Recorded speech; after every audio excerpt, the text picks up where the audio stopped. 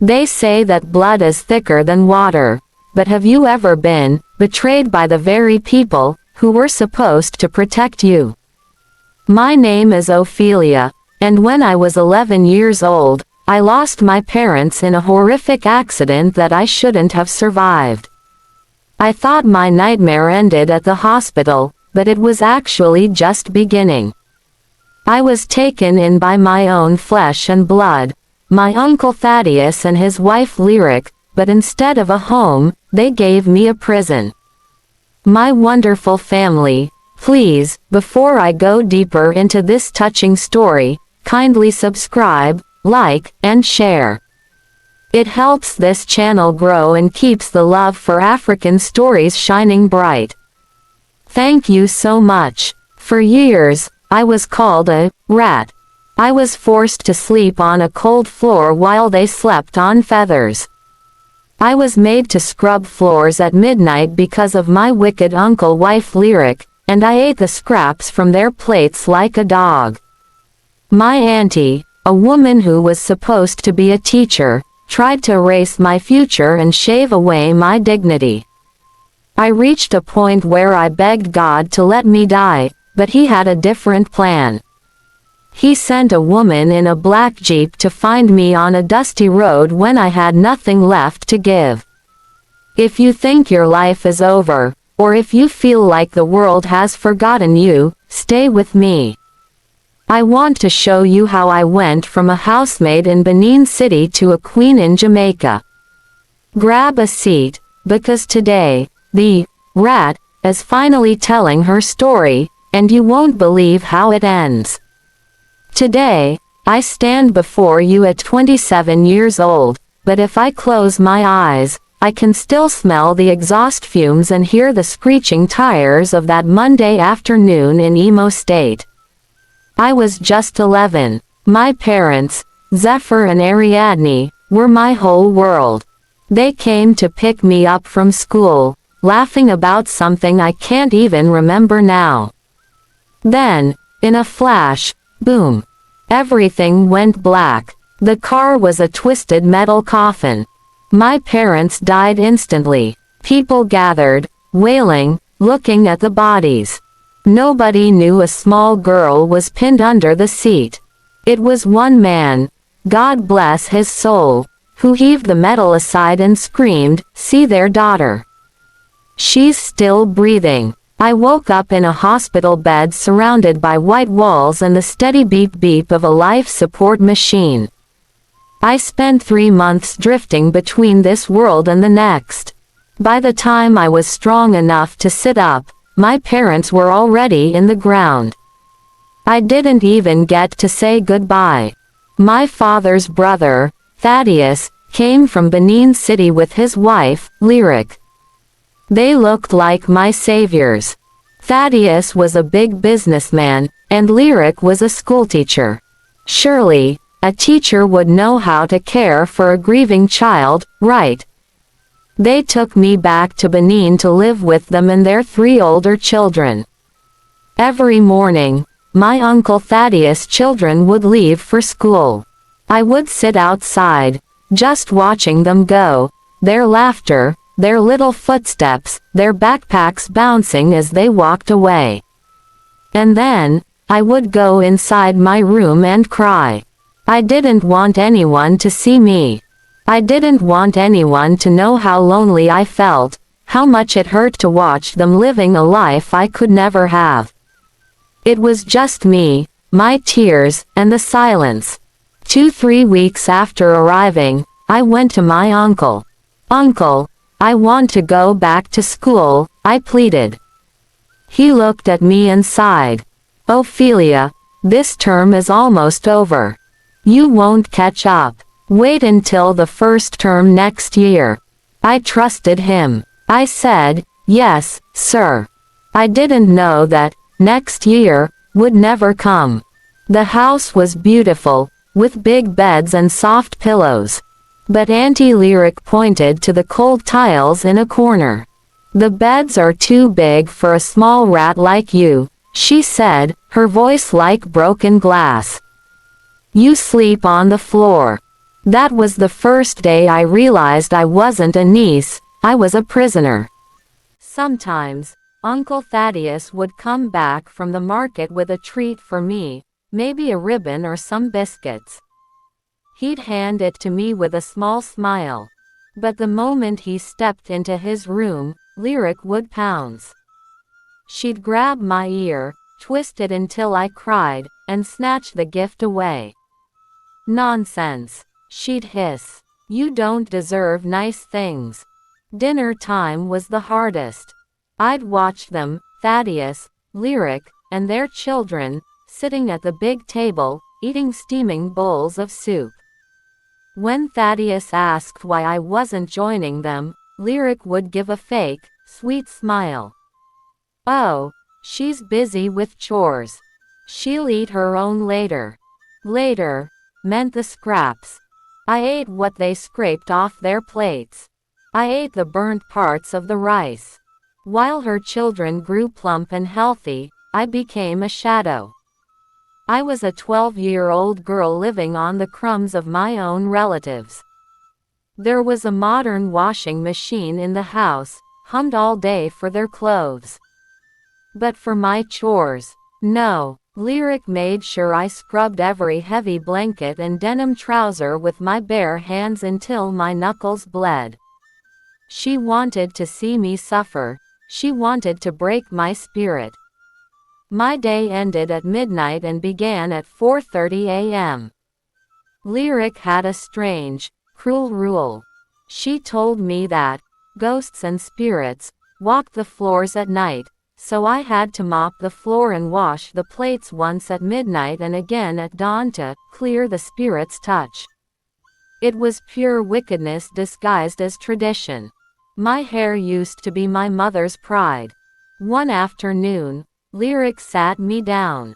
She didn't use a comb. She used a pair of dull scissors and hacked it all off. A housemaid shouldn't look like my daughters, she laughed. I looked in the mirror and didn't recognize the girl staring back. My uncle tried to speak up once. Lyric, stop this behavior toward the girl, he said. But Lyric began to wail and scream, threatening to leave the house because of that girl. My uncle, a man who could command a boardroom, couldn't command his own wife.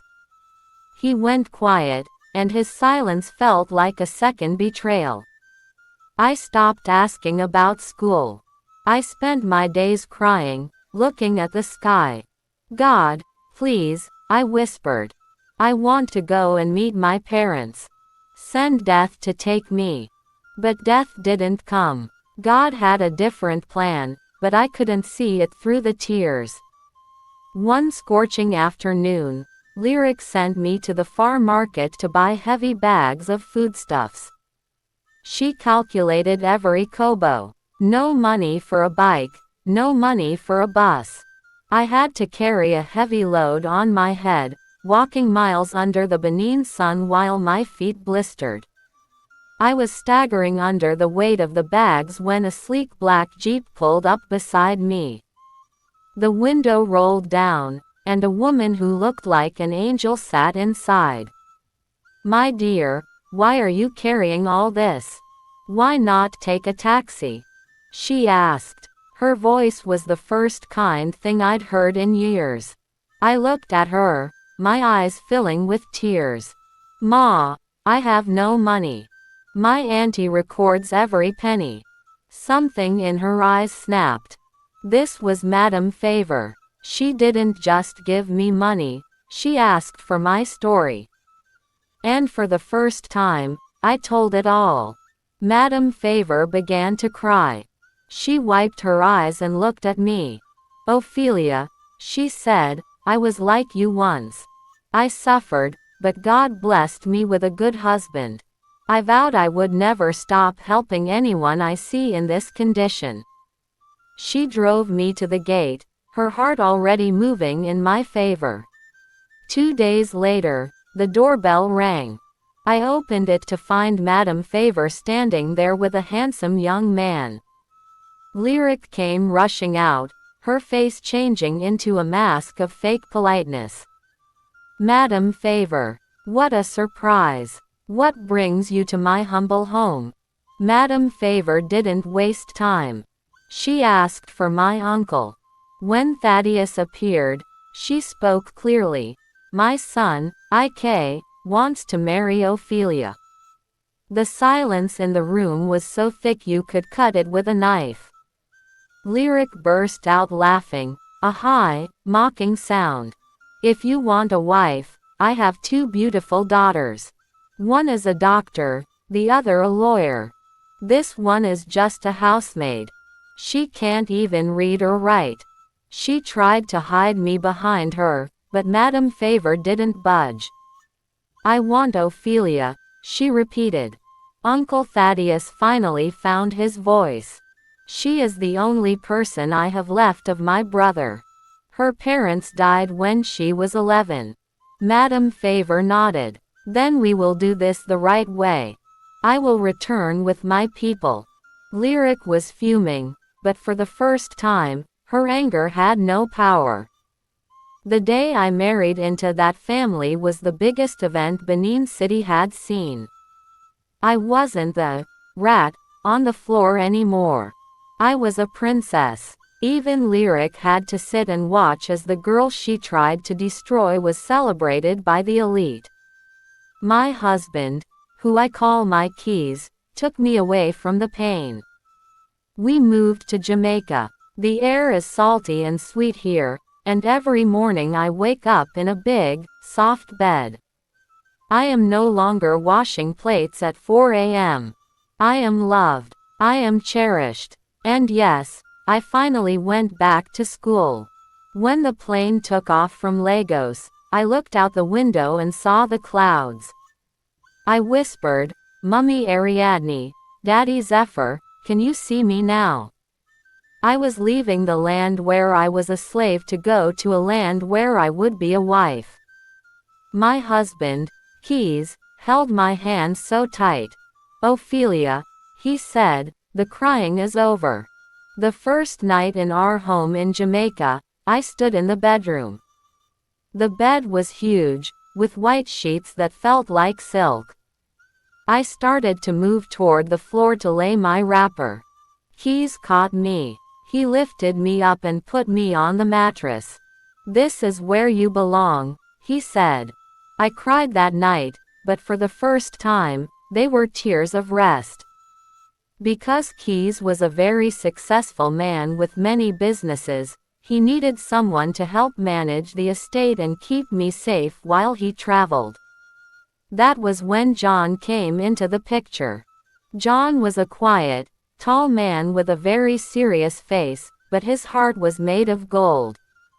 He was hired as our lead steward and security coordinator. For months, whenever I went into the kitchen and saw a pile of plates, I would start shaking.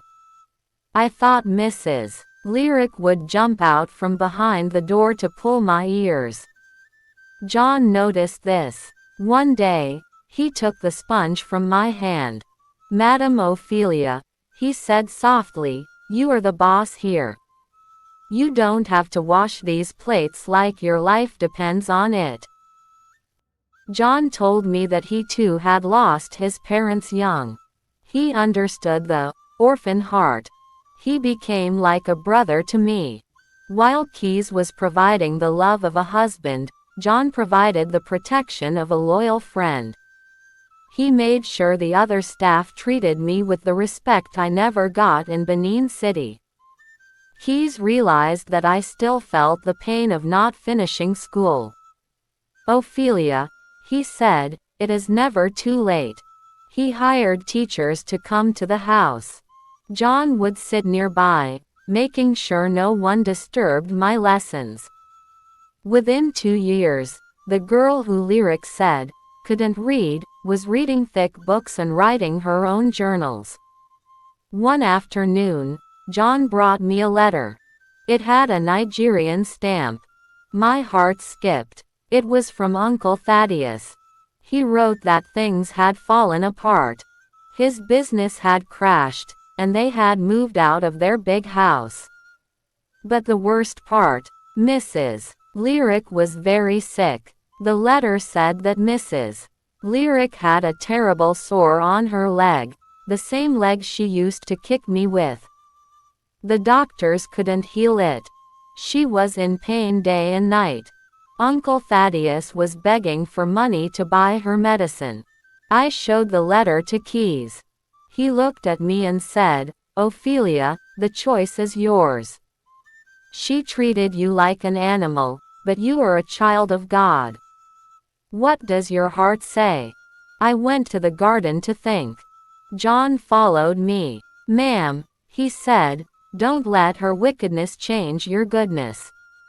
I decided to send the money. I sent enough for the hospital bills and for them to buy food. But I told Uncle Thaddeus, "Do not tell her it is from me." I wanted to help her, but I didn't want her thanks.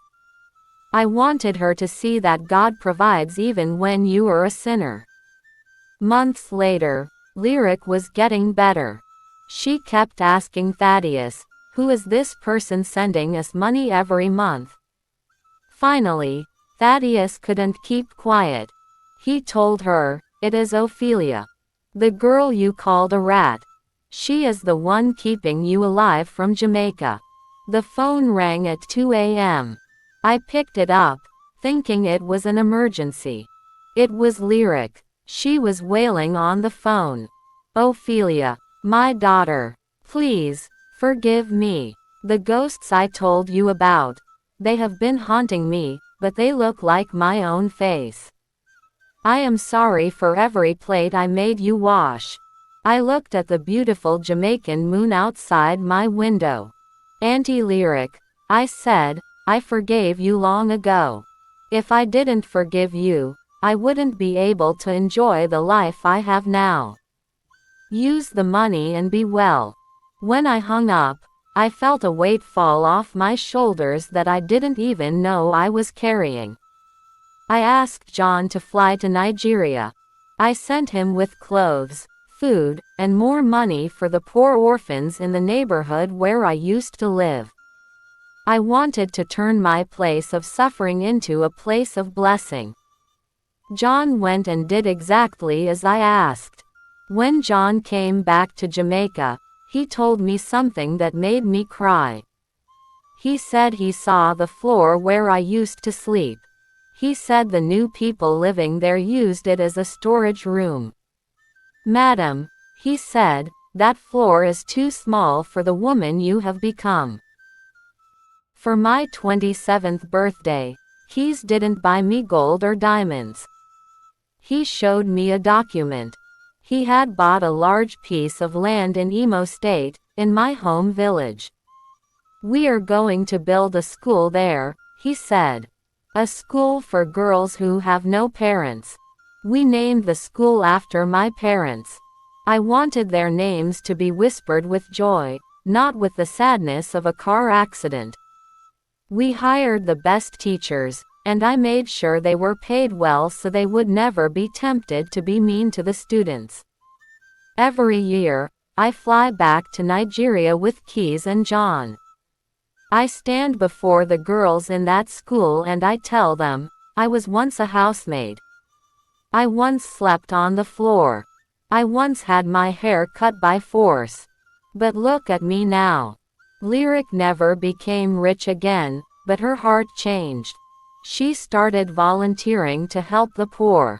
Sometimes, the best way to punish your enemies is to show them a kindness they don't deserve. It melts the stone in their hearts. Now, I spend my days helping Keys with his business and making sure my children, yes, I have 2 beautiful children now, know the value of every human being. They don't know what a housemaid is, they only know auntie and uncle. John remains our most trusted friend. He is like a godfather to my children. He reminds them every day. Respect everyone, because you never know who is carrying a crown inside a ragged shirt. I no longer flinch when I hear a loud voice. I no longer wake up at 4:30 a.m. to mop. I wake up when the sun hits my face, and I thank God for Madame Favor, the woman in the black Jeep who changed my destiny. My people, I told you this story so you can have hope. Maybe you are in your own Benin City right now. Maybe someone is treating you like a rat. Maybe you are eating leftovers. Don't let the lyric in your life kill your spirit. Keep your heart clean. If I had become bitter, I would never have been ready for a man like Keys. If I had become a hater, I wouldn't have met a friend like John. My people, I shared this story so you can have hope. Maybe you are in your own Benin City right now. Maybe someone is treating you like a rat. Maybe you are eating leftovers. Don't let the lyric in your life kill your spirit. Keep your heart clean. If I had become bitter, I would never have been ready for a man like Keys or a friend like John. God is the greatest storyteller. He took me from the wreckage of a car in Imo State, Nigeria, and sat me on a throne in Jamaica. What he did for me, he can do for you. Keep walking. Your black Jeep is coming. And please remember, never mistreat an orphan. Their tears reach the ears of the Almighty faster than any prayer. And to anyone suffering, don't pray for death. Your Madam Favor is on the way. Thank you for watching this African tale. Tell me, where are you watching from? Drop your thoughts in the comments. I'd love to hear from you. Don't forget to like, share, and subscribe for more inspiring African stories. Love, faith, and courage are the greatest treasures you can ever have. God bless you all. Bye.